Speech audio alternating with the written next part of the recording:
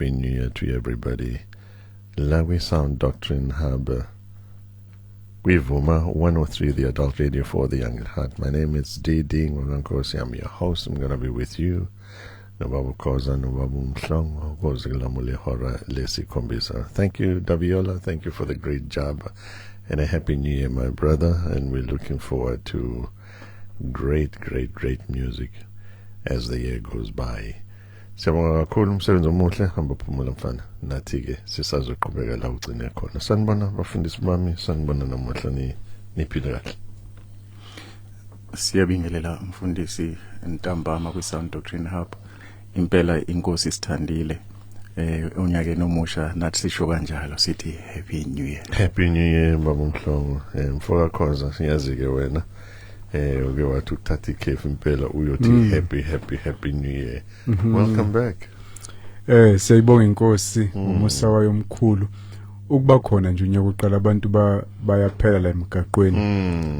Umusa kaNkuluNkulu lokho siyambonga ngokuthembeka kwakhe esigcina esibekezelela kumnandi nokwasebaleli basekhona siyidumisa kakhulu inkosi. Bakhona impela, I must tell you mkhathini nalesikhathi ungekho, they were active ingcingo ama-calls, ama-voice notes. I mean, yeah, kusekhaya impela sihlanganyele ndawonye nesithembe ukuthi wonke umuntu ubuye aphephile nalabo abavelele imshophu uNkulunkulu kwangathi angabalekelela abanikeze induduzo iphelele evela kuyena njengomduduzi wangempela. Nikhonze kahle lapha ekhanyeni?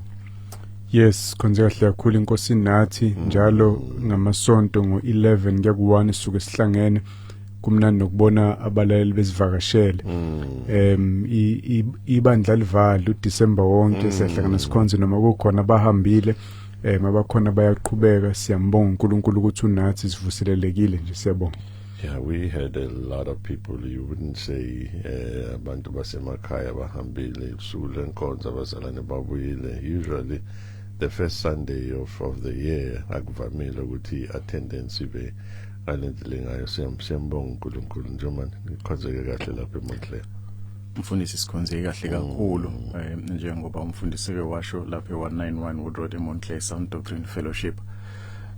Kube inkonzo emnandi bengalindelekile ukuthi first Sunday ibe ne turnout engakaya ikakhulukazi ngokwazi ukuthi sendaweni la abantu bekhona ngokwemsebenzi.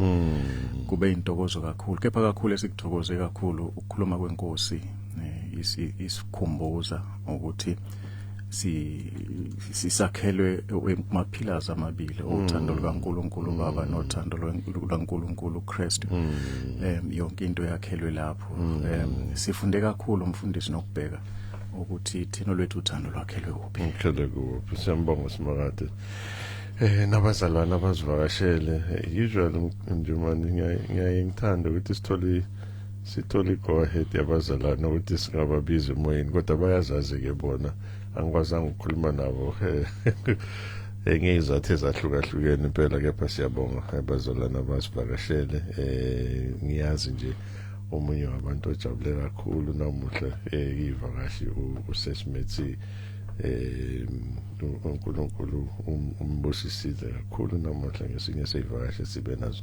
Siyabonga kakhulu kuloko bafundisi. Unyaka nje usaqala usually we have an open line and I think we're just going to do that namuhla. Wena mlaleli ohlele ekhaya, we have an open line. uNkulunkulu utheni kuwena, uboneni nge-New Year, yini ofisa ukudumisa uNkulunkulu ngaye, yini okuyi-New Year resolution onayo, yini noma ngabe yini. And by the way i-program le yombuso kaNkulunkulu sifisa abantu bakhuluma iqiniso nama-New Year resolution abawenzayo njomani nawo mkhathini bangasinikeza ama-answer right engathi silindele.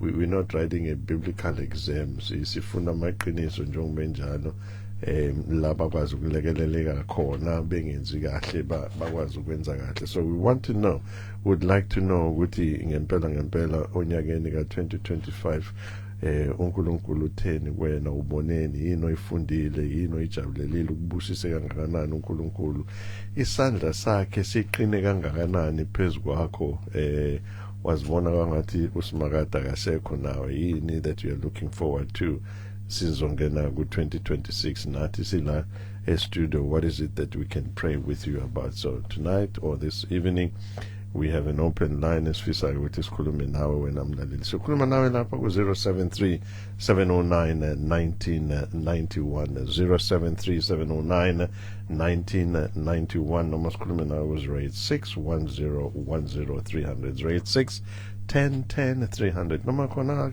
lapha-ke kwi-Facebook page yethu i-Sound Doctrine Hub Facebook page yethu. Kepha-ke njengenjwayelo niyazi-ke ngaphambi koba sikwenze lokho siyayisicela uSimakade ukuthi abe nathi emkhathini asibusise wena namhla ngomkhuleko mfethu.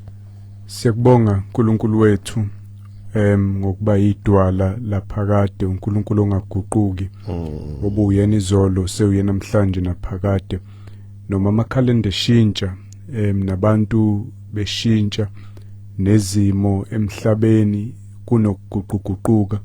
Siyakubonga ukuthi wena uyinsika enganyakazi esingakwazi ukuzimelela ngayo, uyidwala esakha phezukwalo singazanyazanyiswa nanini. Izwi lakho waliguquki lokho kushilo kusamile kungadlula izulu nomhlaba, kodwa akuna ngisho iletha eyodwa ezwini lakho eyodlula ingazange ifezeke. Siyakubonga uNkulunkulu wethu, umusa wakho ubekezela kuze kube phakade, nakulonyaka ayikho into esithembile esidepende kuyona ngaphandle komusa wakho. Sithembe wena ukuthi izono zethu ixolelwe, sithembe wena ukuthi sibe nokuphila okuphakade uma uJesu ebuya noma thina sifa. Sithembe wena ukuthi usinakekele ezidingweni esinazo zasemhlabeni noma uvuma singene einhluphekweni nasebunzimeni ngezinye izikhathi. Sithembe wena ukuthi ungavumi isilingo ngokungaphezulu kwamandla, futhi usinikeze amandla okwazi ukubekezela bonke ubunzima. Asizukukhohliswa abantu Nkosi besithembisa ezinye izinto engeke ifezeke kulonyaka, kodwa somezweni lakho silindele konke okuyintando yakho including ubunzima. Siyakubonga Baba ukuthi singakwethemba, awuzukushiya, awuzukusilahla, awuzukusiyekelela, kodwa uzoba nathi njengalokhu ubunathi eminyakeni edlule. Sikunikeza udumo egameni lika Jesu. Amen. Amen. Sikunikeza udumo Nkosi umusa. Thank you so very much mfoka mkhathini.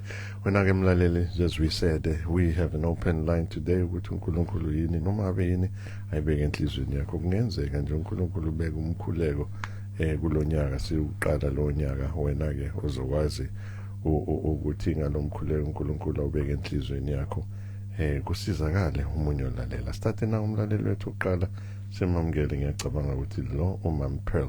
Sawubona Mam Pearl. Sanibonani bafundisi bethu ngalentambama, kuyintokozo ukuphinde sihlanganyele ndawonye esitsheni sonkosi unyakeni omusha. Ke sikhona njengenjwayelo, sinilalele nomndeni wami kuze kushayele lo uphenze manje. Thank you. Siyabonga kakhulu Mama Sis Pearl. Mkhathini nawe nje man, while sabalaleli basadayela lapho ku 073 709 1991 noma lapho ku 086 10 300. Nayi into engicabanga ukuthi mhlambe kule njengoba siqala lo nyaka kule nyanga sizokhuluma ngayo kakhulu ngeindlela ezahlukahlukene, siphinde sibe namanye ama guest ukuyiqhuba lento ukukhuluma phambili, ukuyiqhubela phambili. Siyakhonza sithatha ingane zethu sihamba nazo einkonzweni, sithatha ingane sifake kwi-Sunday school, thina singene ebandleni noma enkonzweni yabantu abadala. Kwesinye isikhathi we don't even ask ukuthi ingane zifundene e-Sunday school. Nathi masemakhaya ikhona imndeni ekhulekayo before kulalwa, ikhona imndeni ebuyekeza izwi abalizwe ngalelo langa mangabe bekuyisonto babuyekeza lelo zwi lelo. Khona imndeni vele ithandazela ilale nje, khona imndeni engakwenzi all together kona lokho. Lento le iba nomthelela ukuthi ingane yomuntu osindisiwe ikhula ilibuke kanjani ivangeli, ikhula ibuke kanjani izwi lenkosi, ikhula ingane ibona lento yokukholwa kuyinkolo nje noma kuyindlela yokuphila. Irresponsibility iba kubazali, both ubaba nomama, ukuthi bayifundisa kanjani ingane nokuthi bayi-introducer early kangakanani ezwini lenkosi. That's number one. But usuyi-introduceile ingane ezwini kaNkulunkulu, uqala nini ukuyifundisa ingane ukuthi li-applywa kanjani izwi? Asithathe nje thina ndlu emnyama asinamali, so ukuthi mawushiya lo mhlaba uphefumula kokugcina awunawo amamiliyoni namabhiliyoni ozowashiyela ingane zakho. Iliphi lefa ongabashiyela lona? Ngabe lezwi lenkosi asiliboni njengefa ongalishiyela ingane ukuthi noma ungenamali so uzibona ukuthi ususondela ukuthi uphefumule kokugcina, kepha umoya wakho ube nentokozo, ube nejoy ukuthi angishiyelanga ingane zami amamiliyoni, anginawo, kepha kunento engishiyela ingane zami abangezuyiphucwa muntu, ene uma benayo bazokwazi ukuphila nemali uNkulunkulu ukuthi bamite izidingo zabo. Unesiqiniseko noma ungazi ukuthi nini kanjani, ngoba naku isikhathi sakho sesifikile sokuthi uphefumule kokugcina ingekho, but uzohlalela usethembeni ne-contentment ukuthi ubashiyele ifa elingezubuna. In short, uyi-introducer nini ingane, uyi-introducer nini njengoba mangabe kubalekile ukuthi uyi-introduce, noma umsebenzi wabantu base-Sunday school, umsebenzi wothisha esikoleni, angazi ngoba kusenziwa ama-assembly, thina sikhule kunama-assembly. When is it the best time to introduce ingane ezwini lenkosi? Futhi ma introduce kanjani njengoba? Asiphinde sibingelele mfundisi. Ngiqale ngokubonga ukuthi ke kukhulunywa ngalesi sihloko sokukhulisa abantwana ngezwi likaNkulunkulu. Umntwana ezalwa abazi kahle mabehamba nanodokotela manje. Kodwa bayibathi ingane iyamuzwa unina ingakabi semhlabeni sesesiswini. Ngakho uma ikhuluma kakhuluma izinto ezipositive ngoba iyezwa. Lokhu kusho ukuthi ingane isencane ingakakwazi ukukhuluma. Thina abazali asidlali ngezinto zikaNkulunkulu.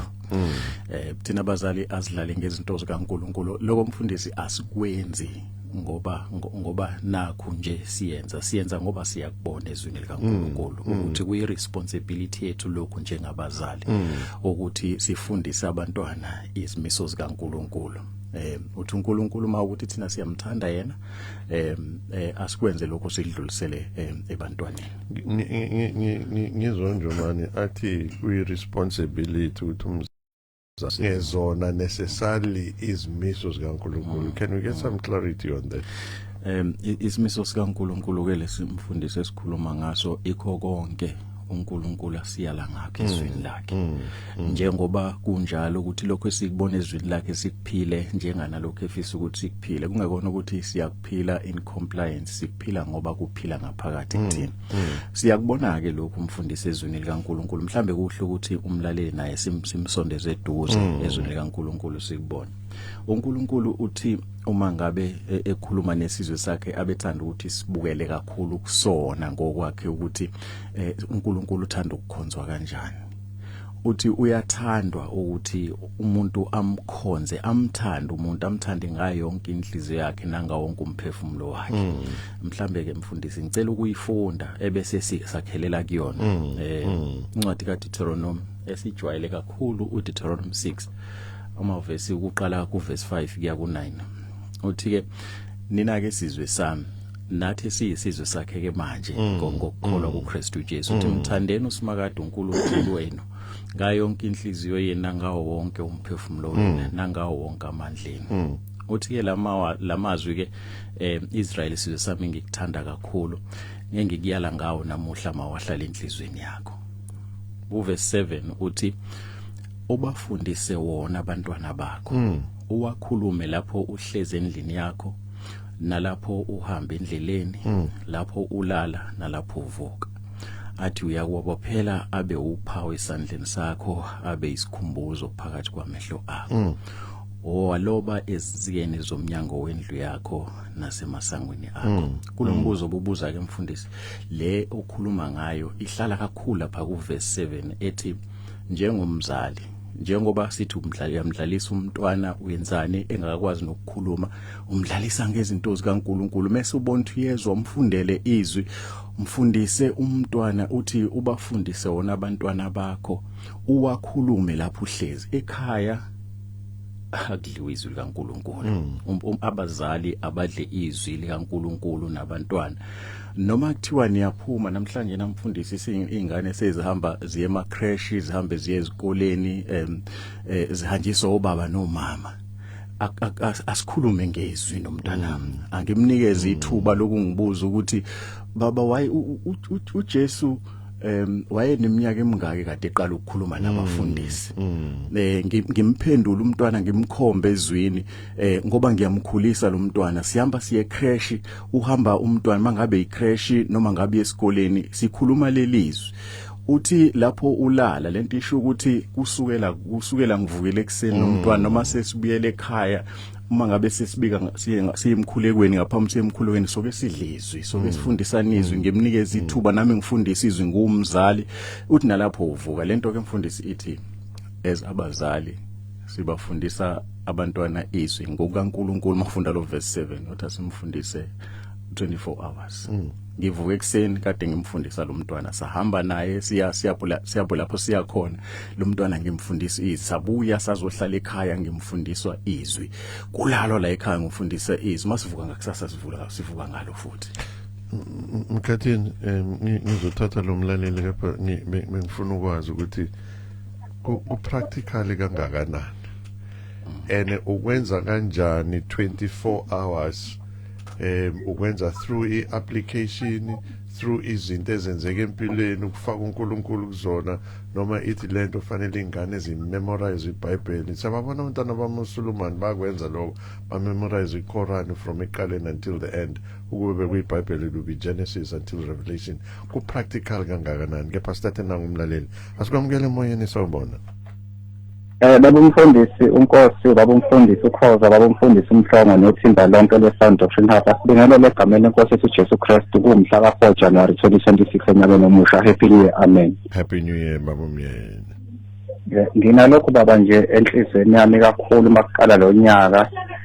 into ethi nje umkhuleko wami kulonyaka nginento ethi uNkulunkulu uzophendula imithandazo yeminyaka yabazalwane kade beyikhuleka beyicela izicelo zabo nginalento nje ukuthi izicelo zabo zizophenduleka kulonyaka ka2026 unyaka lona engicabanga ukuthi unyaka wama breakthrough unyaka nje impela wama celebrations kwabanye bethu unyaka nje impela engicabanga ukuthi kunama testimonies ngisho umuntu obenqene ukusukuma afakaze ngomusa noma ngamandla kaNkulunkulu but I believe in the name of Jesus Christ ukuthi lo 2026 lo sizobona abantu noma nisabazalwane impela betestifya bantu bufakazi ngezwi likaBaba uNkulunkulu nangamandla nje akhe so nginalokho nje enhlizweni nami ngicela nje ukuthatha ithuba nje for 30 seconds ngikhuleke ngaphekwa lento esenhlizweni nami kakhulu baba amen qhubeka ukhuleke mfethu nginombuzo ngizobuza after ukukhuleka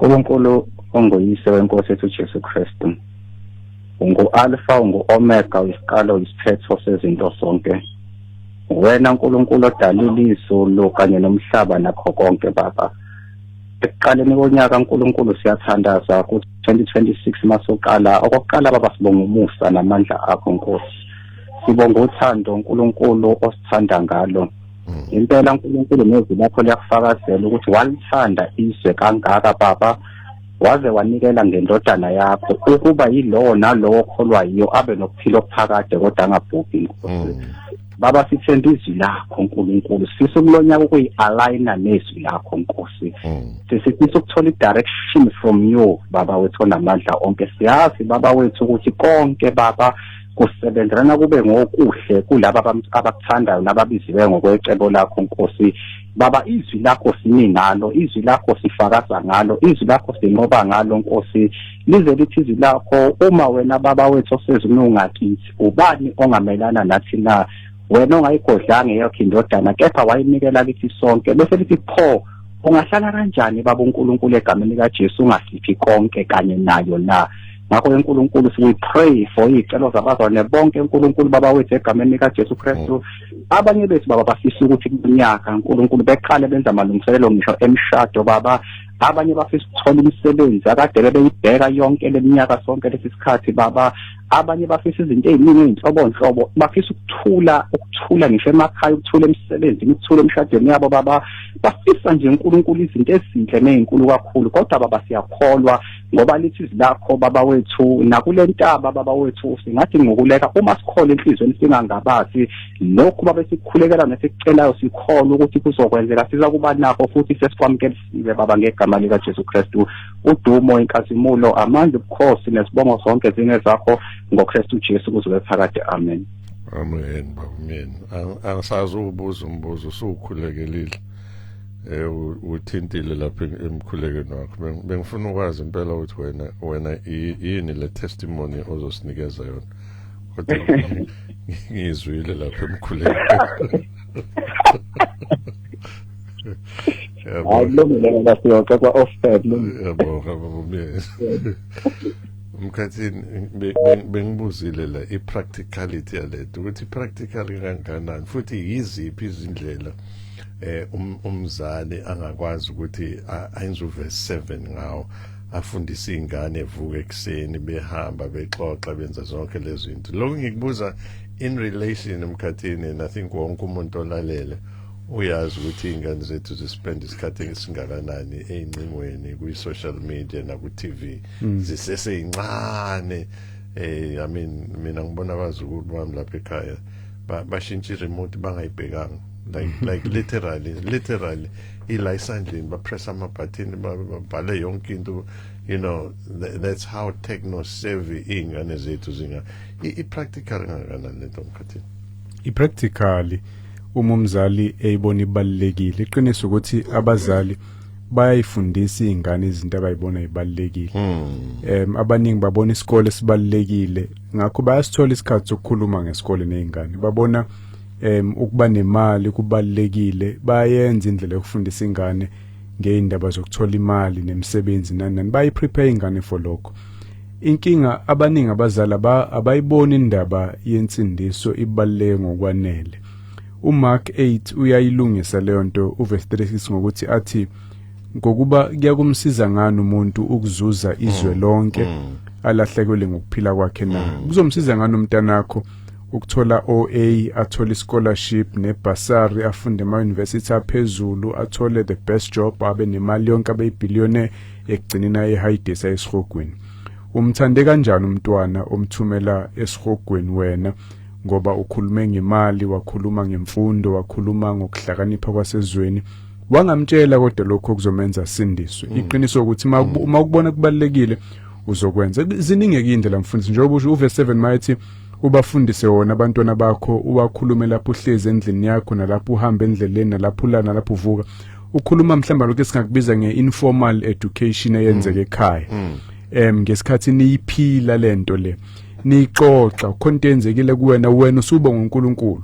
Khona iplano nayo wena usucela usizo likaNkulunkulu ngoba impilo yakho vele ukwasho njalo futhi nje manifanele ibe authentic lento, kube yinto wena oyiphilayo. Ingane bese iyayicatch, basho njalo abanye ingane they catch izinto mayi observer thina more than masifundisa. Kodwa ikhona nezikhathi ezistructured esontweni, ikhathi zomthandazo nayo yonke leyo nto kufanele umndeni uyenze.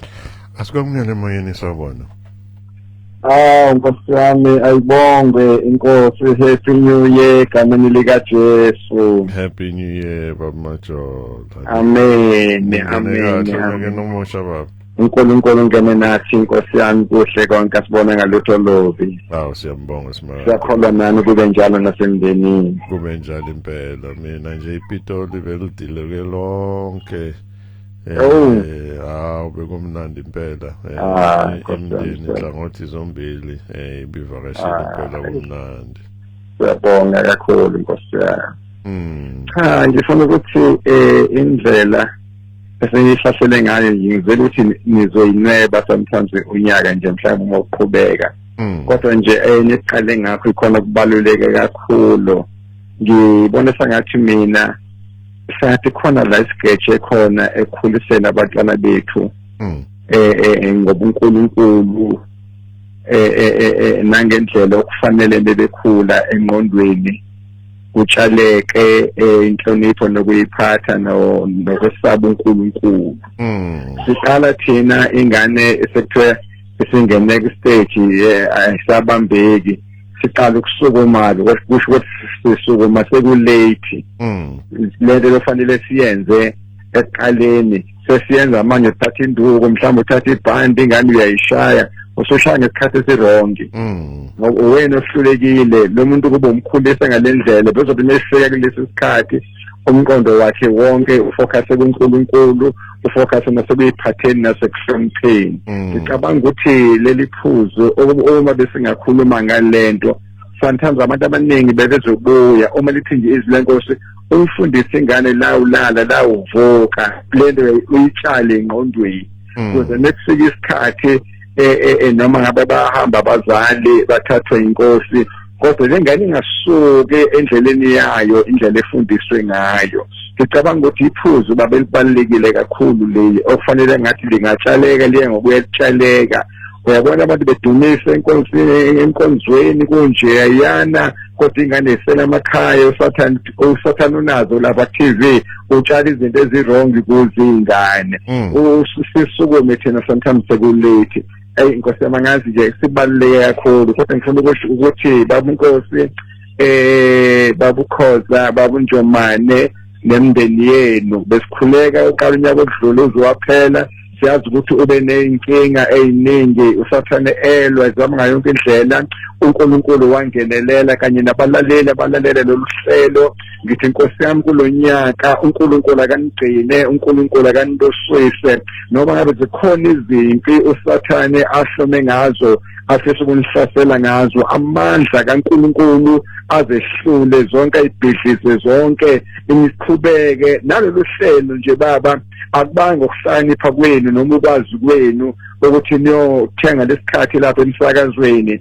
kodwa kube umusa kaNkulunkulu ngoba uNkulunkulu efuna ukuhlenga abantu bakhe ukuthi uma bedlule emhlabeni bangaye kulahlweni kuyinto enkulu kakhulu lento niyenza uNkulunkulu anigcine kuyo anibosise ngayo kakhulu egameni lika Jesu Kristu nekuthiwa nithenga isikhathi nithenga ngemali isikhathi Nokho abalaleli bangena ngemali ukufona lapho bangena ngemali ukufona uNkulunkulu abathe nje imali yokufona qhubeke njalo uhlelo olukhulu edlondlobale kakhulu umthandazo wami ukugcina ngithembezela ukuthi ngelilanga nisuku niphume kulezo ihlalo nakuleso studio nyoba kwesenu ngqoke manje egameni lika Jesu Kristu umthandazo wami ngothandazayo ukuthi ngelilanga nihlale emsakazweni obizwa ngani ngqoke manje ningasathengi isikhathi uNkulunkulu anibusise uNkulunkulu anenzele ukuthi angigcine zonke izinto zokwenyama zihlulekiswe egameni lika Jesu ngiyabonga kakhulu kanye nabalaleli bethu balalela uhlelo uNkulunkulu abagcine siyabonga kakhulu baba Siyabonga kakhulu bamajola umphefumulo wami uthi mangisho ngithi amen kuzoba njalo sekuzwile uSimakade siyabonga kakhulu uthando amazwi enkuthazo negalelo hlala uba nalo kulolu hlelo lethi Sun Doctrine Hub mkhathini ubaba Majola uthi sithi masisukume sekulate because kune opportunity ne window esisuke simisile sidlale ngayo deliberately noma through procrastination or through ignorance or whatever kwenzakalani ke uma usumise that window of opportunity mkhathini sekufanele catch up zikhona kodwa izithelo njengoba uke wayibala ezinye babamajola ukuthi uphapha masekuthiwa stage usathane kade ifundisa ingane kusukela ino 3 years usathane ifundisa ngoPopeye ifundisa ngezinto ezibuka lapha ku TV i-disciple yakhe le kade isebenza wena ngesikhathi unganakile usuyayibona ke izithelo zalokho sekubizwa ngestage. Ayikho into ethi umuntu oyiteenager kufanele adlubulundele abe ihlongandlebe. Usuke eqeqeshiwe lezi zinto asuke kade eyibuka nabangani bakhe ngesikhathi unamzali ungenzi lutho. Kodwa ke sekufanele ucatch up ugcine ke izwi likaNkulunkulu njengoba sifundela uNjomani lapha nabase Efesu 6 ekhuluma leyo nto leyo. Uverse 4 naniboyise kakhulukazi obaba kusuka umsebenzi womama nje kuphela. Naniboyise ningabathukuthelisa abantwana benu kodwa nibondle ngokuyala nangokuqondisa kwenkosi. So ke sebenza ekumondleni umntwana ngediscipline kaNkulunkulu umfundisi ukuyithiba nokwesaba uNkulunkulu. Ukuqondisa means instruction, umfundise imiyalo ubaba umhlongothe imiso kaNkulunkulu. Umeluleke kakhulukazi ngendaba yensindiso ngoba ufuna umntwana ayezulwini izono ixolelwe. Awufuni nje abe igundane lasesontweni likwazi ukugqoka uniform nokugcina umthetho wasesontweni. Ufuna azi uJesu ngempela abe umfundi kaJesu lomntanakho. Kuzokwenzakalani Njomani kumzali who misses this opportunity? Umfoka Khoza ukhuluma ngamaqhinga kaSathane ungena lapha kuBopopai ingane zethu sithengela amagame anempi anezibhamu anemkhonto anamasod bafyuka besibathengela amagame webhola kodwa zona lengane zethu zifuna la kuliwa khona because lento ingene lapha kuBopopai ukuthi uma usiqhwaga fanele ubulala abantu abaningi noma ugwaza abantu abaningi noma udubula abantu abaningi. Khumbula nje mina ingane zami zisakhula ngikaze ngithengele isibhamu because nginaso mina sami isibhamu but bezingasithinti bezingasiboni ngingayithengele ngisho namathoya eyibhamu ngoba ngabafundisa ukuthi isibhamu siyabulala noma ngazi ukuthi mina mangitrainwa kuthiwa isibhamu asibulala umuntu obulalayo but because of lento ingane ngeke ivele icoshe isibhamu isikhombe esilwaneni mayicoshe isibhamu ngisho noma ngabe samanzi izosikhomba umuntu because ikhona lento uSathane ayisebenzise kanjalo. Kuzokwenzakalani kumzali kuzokwenzakalani na kwingane mkhathi wena Njomani uma that window of opportunity is missed through whatever means. Mfundisi izwi likaNkulunkulu uma likhuluma ngalezi zinto lithi thina abazali asiyisabe lento yokuthi umuntu ongazani noNkulunkulu kahle kahle uqonde ekubhujisweni. Asikusabe lokhu ukuthi abantwana bethu izizukulwane zethu zibhubhe ngenxa yokuthi thina aswenzanga umsebenzi uNkulunkulu asilayile ukuthi wona masiwenze njengoba sike sayibona sithathe isibonelo sikaDeuteronomy 6. Lento ithi uthi uNkulunkulu uma inikeza imithetho yakhe uthi unikeza abantu bakhe uthi ngithanda ukuthi umuntu akhonze mina angithandi ngenhliziyo yakhe yonke angabakhonza abanye uNkulunkulu. Ku-Exodus 20 verse 5 uthi nina-ke ningazikhothameli lezi izithombe. Futhi ngicela uyibambe lapho ngoba bengithe kubalaleli open line ngibanikeza ungakhohlwa hold that thought. Sikwamukela emoyeni sawubona. Ayibonge Nkosi. Sanibona niyaphila. Thanda bami. Uma ukuphi sikhuluma nomambawuni kuphi? Asikuzwanga ma network inomona kodwa ngeke igcine yona. UkaMaduna emaphepheteni. Siyabonga kaMaduna lapha emaphepheteni. Uthini uSimakade ngawe namhlanje? Safundisa bami lento enikhulumayo iyawuthinta umphefumulo wami. Iyawuthinta kakhulu ukuthi ibaningi ekutheni sikhulume kanti uNkulunkulu uyasinikeza indlela ukuthi sikhulume nabantwana bethu ngaso sonke isikhathi.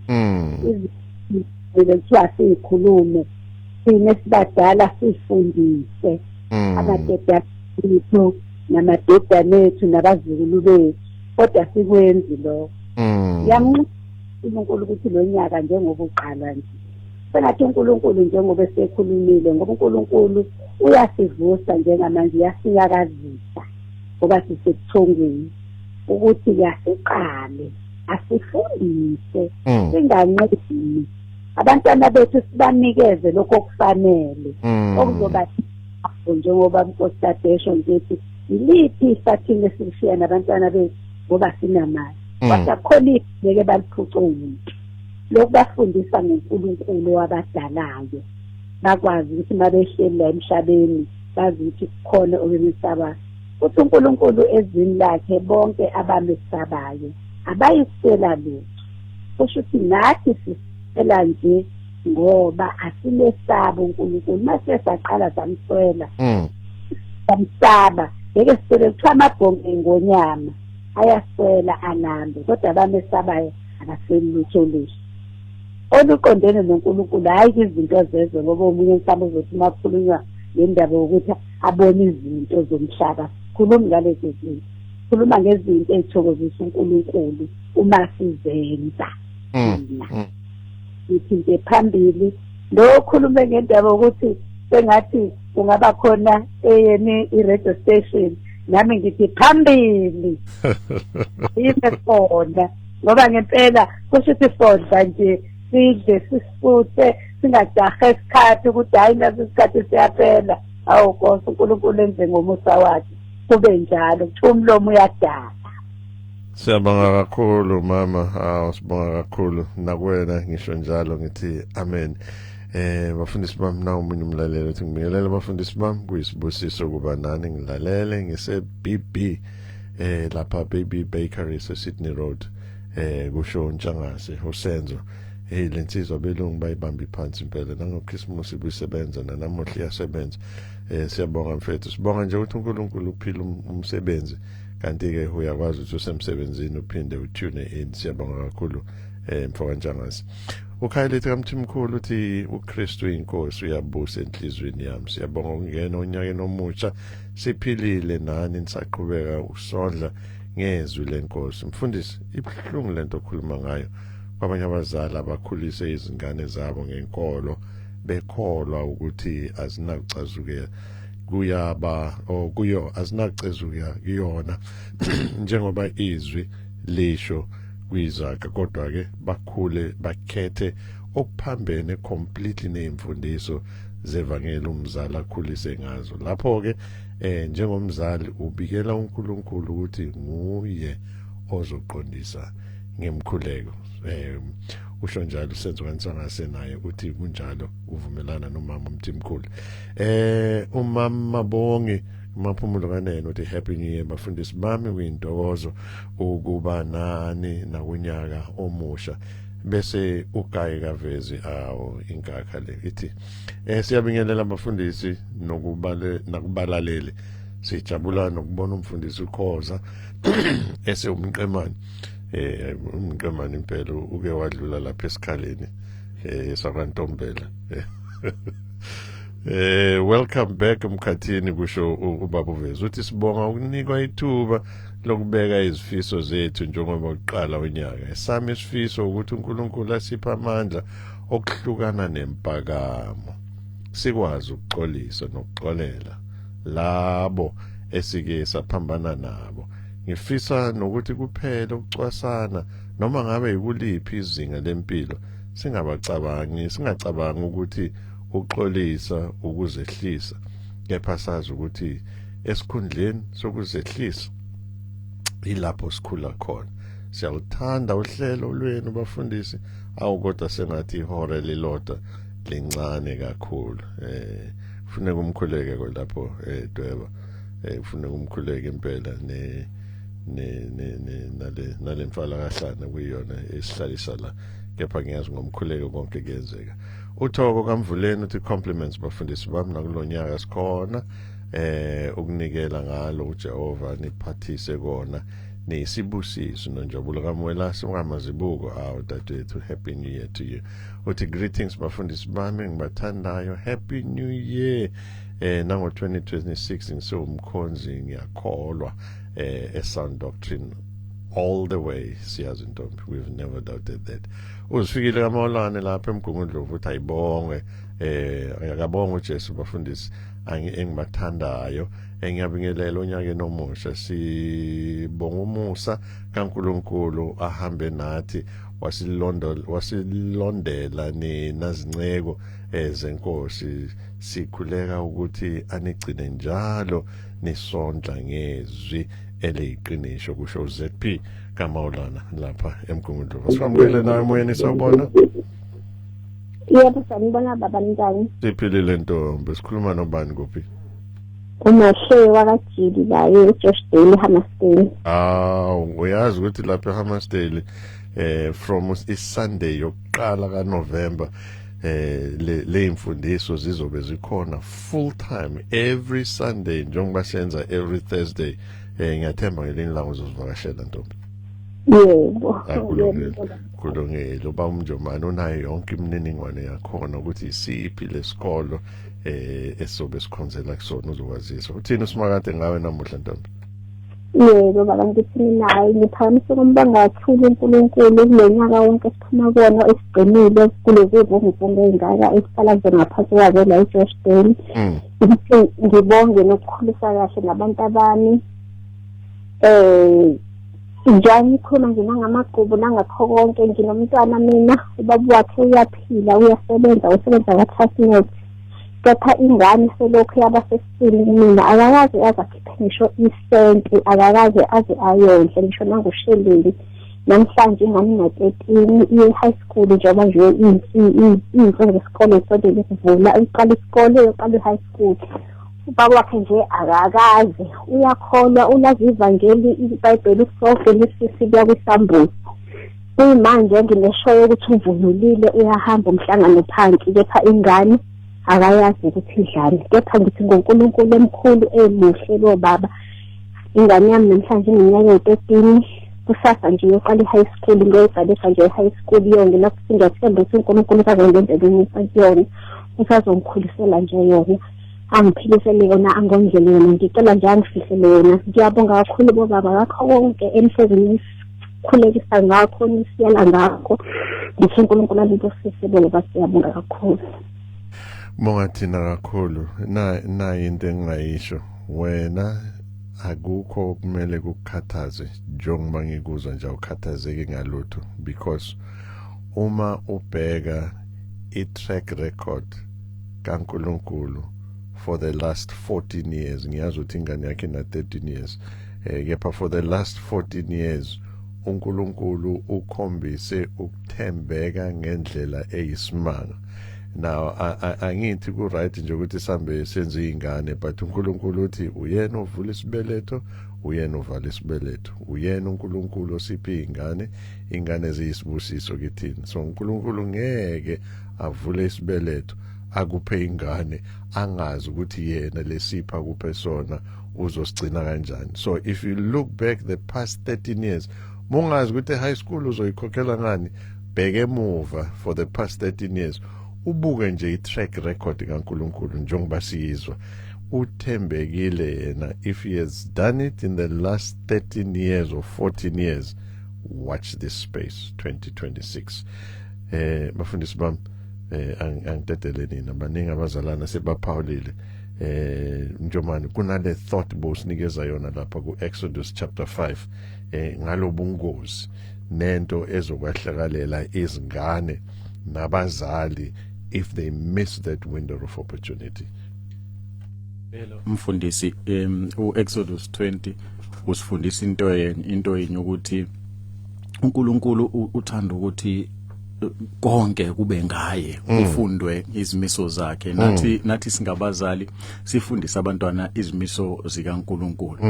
Uthi uma lokho kungenzeki njengoba ekasho umfundisi umkhathini ukuthi uSathane usuke ebhizi ayifundisa ingane thina ngesikhathi sihleli singayifundisi.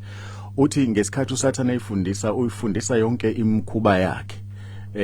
Uthi ke ngaleso sikhathi ngisingawenzanga umsebenzi uthi mina ngiNkulunkulu onomhawu ku verse 5 uthi ngihambele ububi bawoyise kubantwana kusisizukulwane sesithathu nesesine sabangizondayo.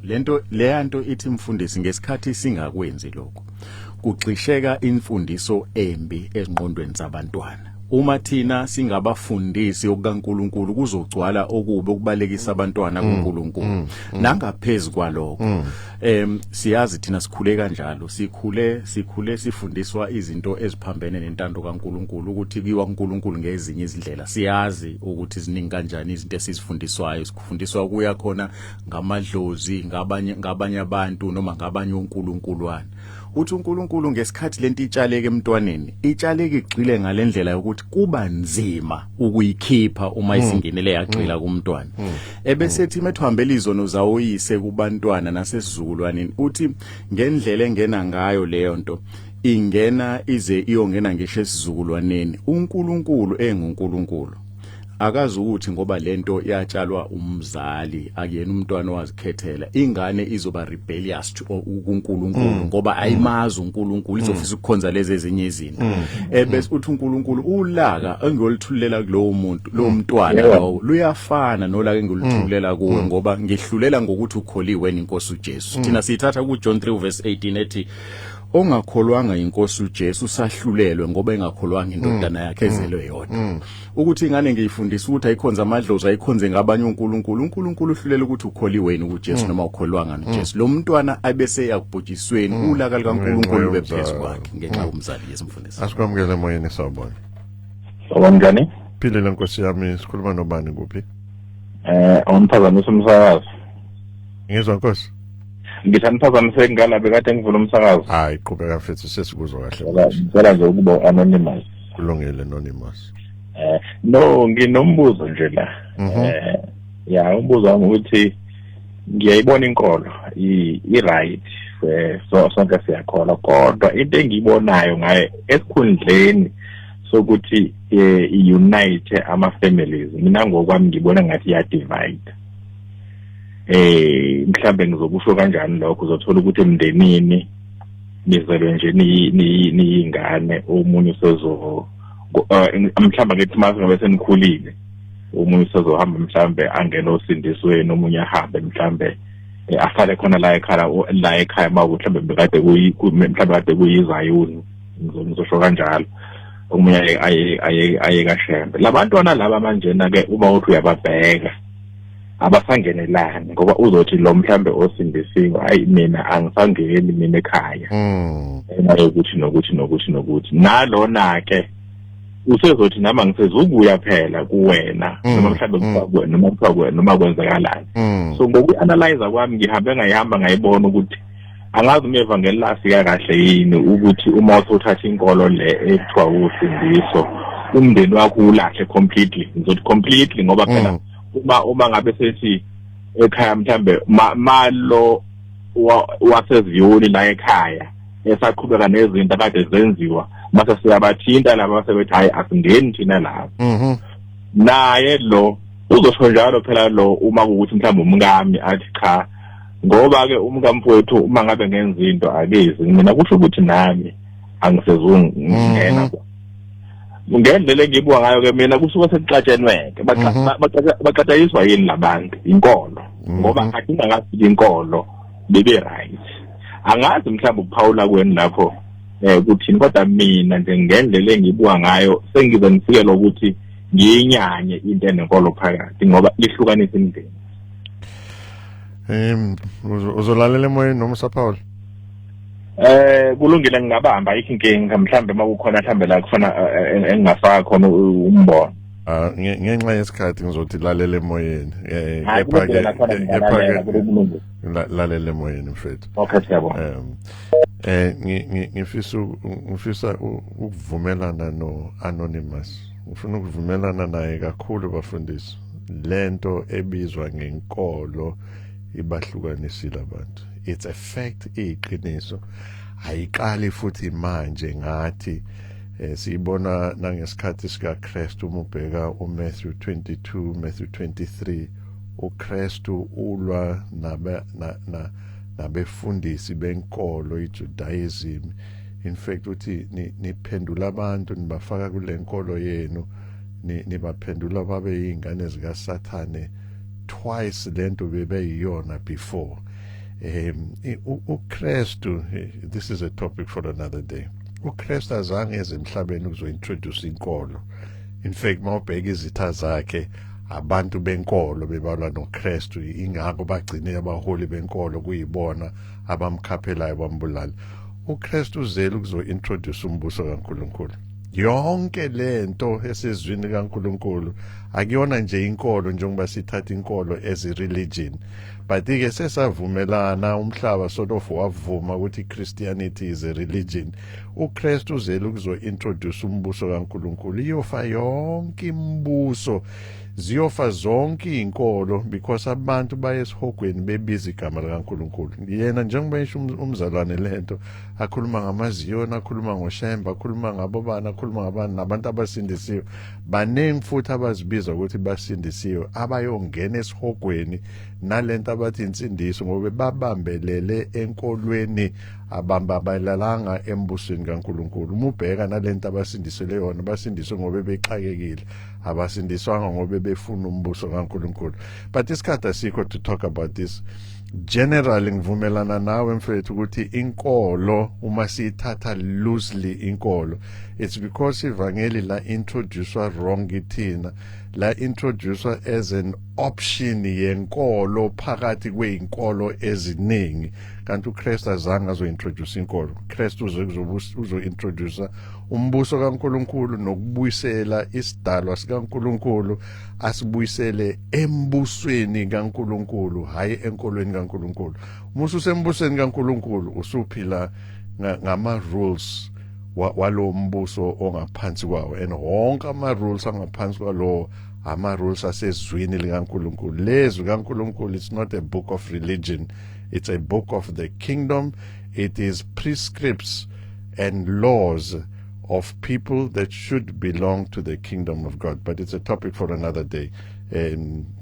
Asivume ukuthi lento yobuKristu sesayibiza ngenkolo ngoba vele abantu bakholele intweni ezithile, kodwa uKristu akazange uzo-introduce inkolo, uzele uzo-introduce umbuso kaNkulunkulu.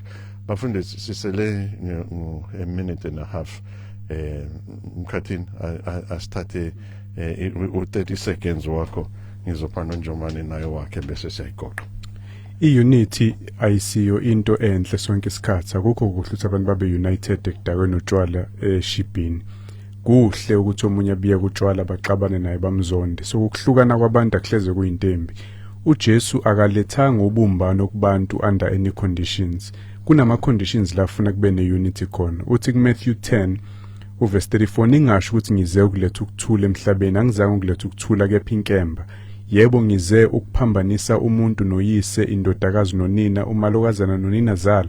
Izitha zomuntu kuyakuba ngabendle yakhe, bese ethi umuntu akangathanda umndeni wakho ukudlula yena. Uma umndeni wakho ubumbene noSathane ukuya ekudukiseni, kuhle ukwahlukana nawo. So ke i-unity yomndeni is not everything. Ne-disunity ayihlezi yimbi. Njomane. Mfundisi, elami lokugcina lithi asisithathe lesasibonelo sikaGogo Louise, sisithathe isibonelo sikamama uEunice, abathi kuTimothy ebuncaneni bakhe bamfundisa izwi okuthe uma esekhulile kwabalula ukuthi amukele insindiso ngoba abazali babetshala imbewu. Amen. Hey, kusazoba lit la kwi-Sound Doctrine Hub ngo-2026. Sazoba mnandi. Uma balaleli bebuza imibuzo nje Njomane ithi kuningi kusafanele sikufundise sibheke ezwini kaNkulunkulu. Kusazoba mnandi impela. Mina nomkhathini noNjomane sithi bekumnandi sindawonye. Happy New Year. Impela siqale ngegiya elihle nelimnandi kakhulu lento kulonyaka. Asibonane ngesonto elizayo. uNkulunkulu akanibusise, sinishiya nganawo amazwi. Fundani belo ukuzifundela izwi likaNkulunkulu. Ngokwenza njalo awusona i-students kaNkosi sikaMkhathini noma sikaNjomane noma ndoda thizeni ke noma nkosikazi thizeni ke pho students kaMoya Ngcwele Qobelaka. uNkulunkulu akakubusise. Sibonane nawe ngesonto elizayo.